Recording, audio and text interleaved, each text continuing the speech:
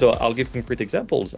One is obviously desk to paperwork, right? So AI agents will and currently do prep you before your calls with information about your leads, right? So this is an actual example of an email that I received. And Lindy was preparing me for the call, and she's using the context about the person. She's using her notes that she took during my meetings with this person. The last time she saw the person, she used my last emails with the person. So it's like your agents have all of this context and can prepare you. So you don't spend 5 or 10 minutes anymore to get prepared for these calls, and you hit the ground running during the calls. I'll give one more example actually that happened literally yesterday. We're currently hiring a designer, and I'm doing the reference checks for this designer right now. I'm calling people who worked with him before, and so you can see here I was able to ask during my reference call with the designer, hey, can you give me the summary of what he said were his areas for improvement and what he said people would say about him, and give me 2 or 3 questions that I can ask his references about these things. And so right here, and this happened live during the reference call, right? She gave me the answer in 10 seconds.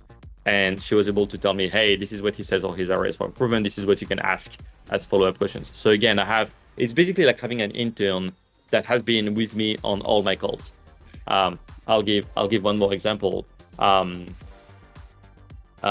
We recently released the ability for Lindy to ingest attachments, like email attachments.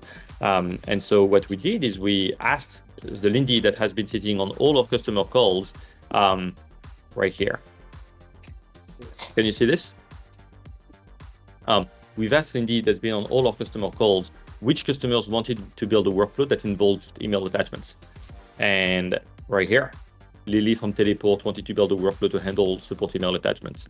Christine, Jonathan, and she just gives us a huge list of people who've needed this. So again, it's the equivalent of having an employee who has sat on every meeting with every customer, and even sometimes internal meetings, and be able to ask them any questions about them.